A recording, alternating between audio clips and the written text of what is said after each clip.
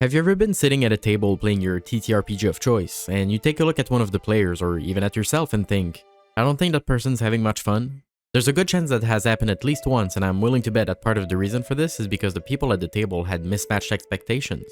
Some people might have come to the table expecting intensive roleplay and are getting annoyed with a third dungeon crawl session in a row. The most common way to avoid running into such an issue is to do a session 0, but I think there's an extra step that could be taken to mitigate the chances of people being disappointed by their experience.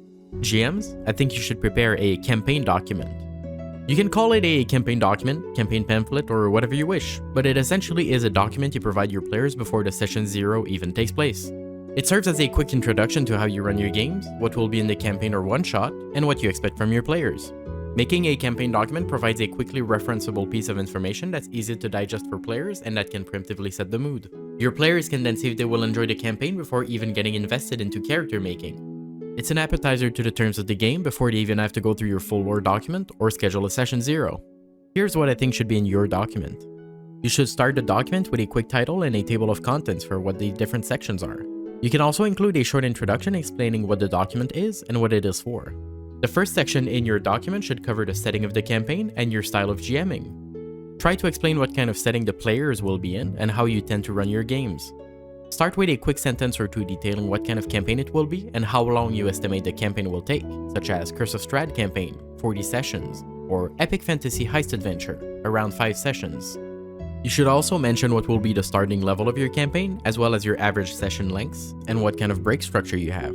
Next, make a simple pie chart separating the 3 pillars of gameplay and how much of each your average session has. How combat heavy will the campaign be? How much roleplay will there be? Is it exploration intensive, or is it a mix of all 3?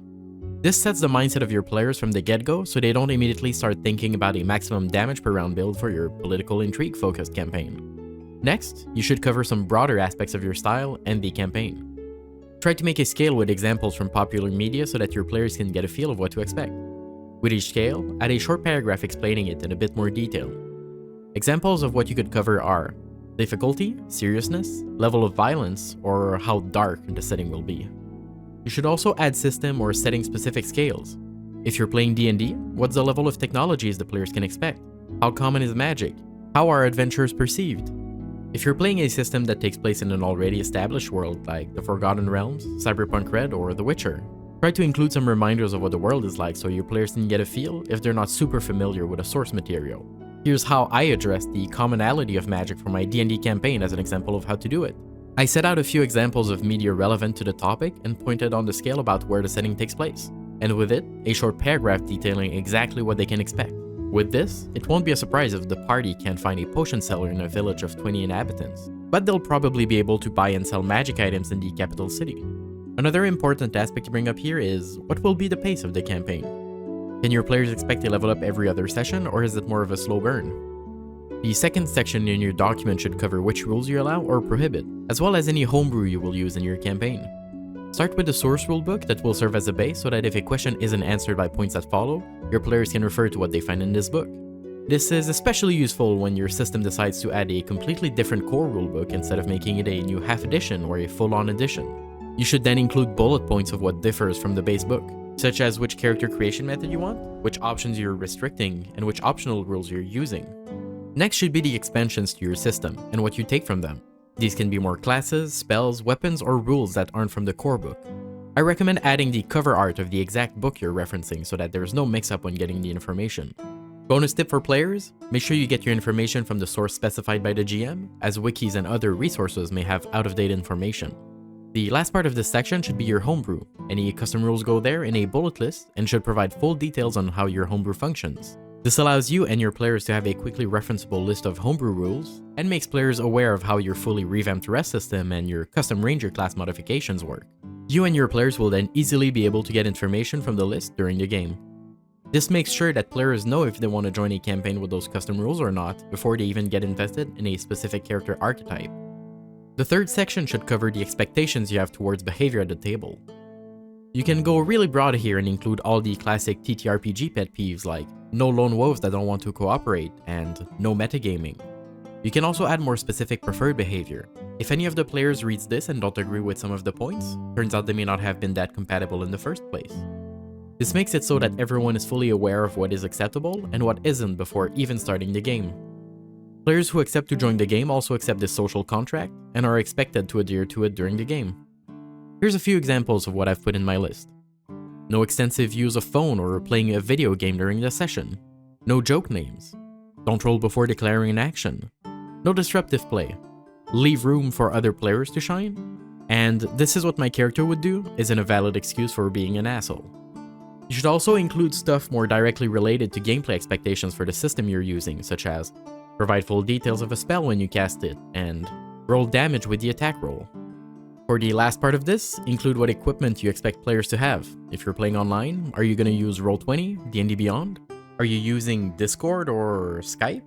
Make sure to include which apps require payment, like if you use Spotify Premium or a paid VTT.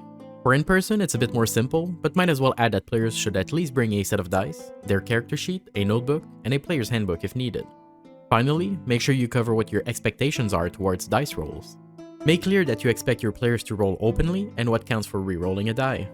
If you're playing online, do you allow your players to roll physical dice, or must they roll through the VTT app?